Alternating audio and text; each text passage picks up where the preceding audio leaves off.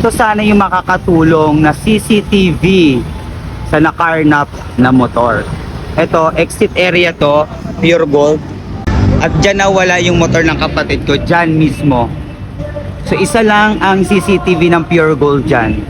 And then, pinakita naman, hindi talaga kita. So, ang masaklap dyan, isa lang yung CCTV nila. Wala silang CCTV sa area na yan, sa employees motor parking. And then makakatulong sana itong CCTV na ito, pero sabi ng kapulisan ay hindi nagpa-function, so walang kwenta. And then meron naman ditong CCTV dyan. Ito, sinabi ko rin sa manager kung pwedeng tingnan yan sa pamamagitan, mamaya pupunta yung mga pulis. Ayan, so yan yung parking area ng Pure Gold. Hindi na ako lalapit, ayoko nang lalapit. Ayan yan, pero may truck daw dyan, may truck. And then pupunta tayo ngayon sa ayan, so ito sana Parañaque. Kamusta naman Parañaque City? Makakatulong sana kayo sa residente ng mga taga Parañaque. Pero ito po ba hindi nagpa-function? Okay, double check natin yan sa kinauukulan sa Barangay Hall Santo Niño. And then yan lang yung police station. Ito yung exit area na kung saan dumaan. Siguro hindi natin alam kung isinakay sa truck or idinaan dyan. Okay, may possible not possible na dito dumaan yon kasi one way lang siya. Hindi possible na dyan dumaan yon, I think. Pero meron pa siyang possible daanan ito, sangang daan. Galing dito, siguro dito rin siya nag-exit sa may Jollibee, Uni Oil. Kikipag-coordinate tayo sa Santo Niño. Okay, sa Santo Niño, Barangay Hall, kung anong sasabihin nila. Maganda naman yung pakikitungo ng manager. Unlike yung before na manager na pinuntahan namin, walang urgency. Hinahanap po kung saan may area pa ng CCTV dito. Pero talaga nakakapanghinayang yung stoplight dito na pinakita ko sa inyo. And then nahanap tayo ng possible na puntahan. Okay, hahanap tayo ng possible na daanan pa ng motor at makikipag-coordinate tayo sa pulisya na kung pwedeng mag-request tayo ng CCTV footage kasi merong CCTV dyan. Asa na? Ayan, meron CCTV dyan na nakatutok dito. Okay, nakatutok dyan. Pero kung dito siya dadaan, dapat kita siya. Kita niyan, kita dapat. So kung nagpa-function, according to the police, ito yung police station, ayan ang Parañaque, hindi daw nagpa-function ang CCTV na yan. So nonsense, walang kwenta. So saan pa dadaan? Dito. So walang CCTV na dito sa area na to. Naghahanap ako ng iba pang CCTV, pero may chance ang Jollibee. Ayan, saan ng Jollibee meron doon? Meron diyang CCTV sa area na yan.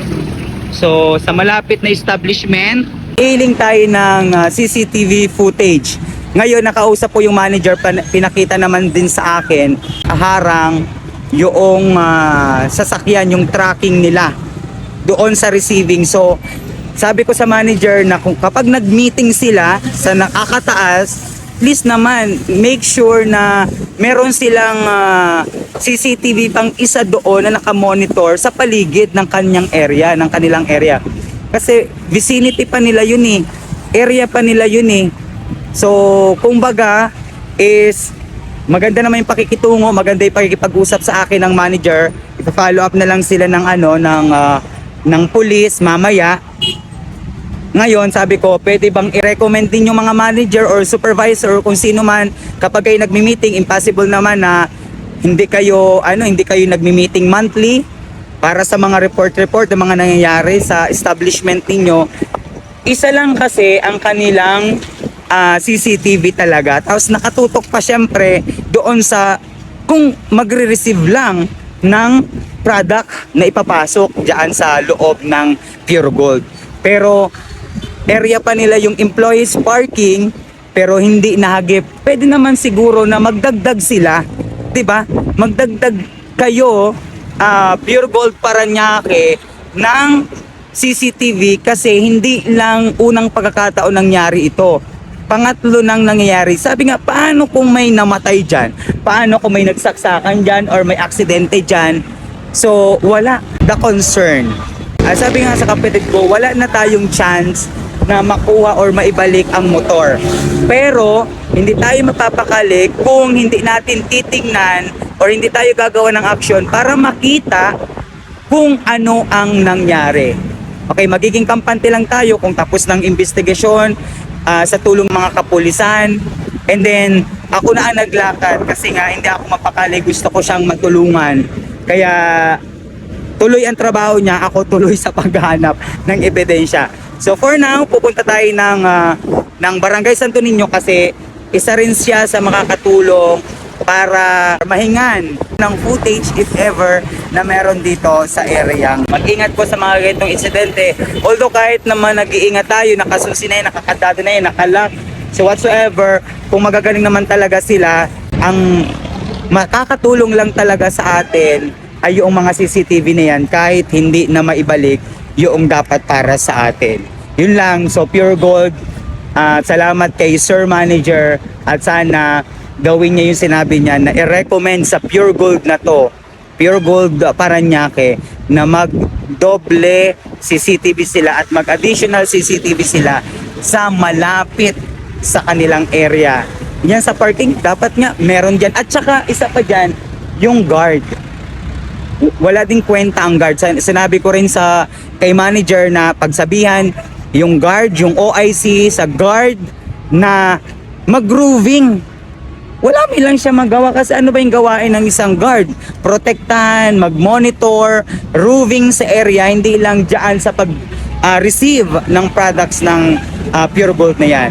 So I hope na makiisa ang Pure Gold Parañaque. Sa mga nakakarinig ng aking panawagan, anong kwenta nito?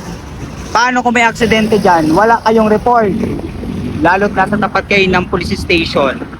So ano nang ganap? Ito naman ay one way. So hindi naman pupunta dyan. Maybe dito yan. Dito pupunta yung motor. Or possible, yun ay nasa truck. So hindi natin alam. So tara sa Santo Niño. So mga kamaestro, walang nangyari. Wala din tayong napala. Dito ako ngayon sa Barangay Santo Niños, Barangay Hall. Ayan, dyan siya. Yan. So naghahanap tayo ng mga possible na pwedeng makatulong sa ating LGU. So last choice natin is munisipyo. Actually linggo ngayon, wala ngayong office. So mag-aantay tayo by tomorrow. Pupuntahan natin yung traffic department.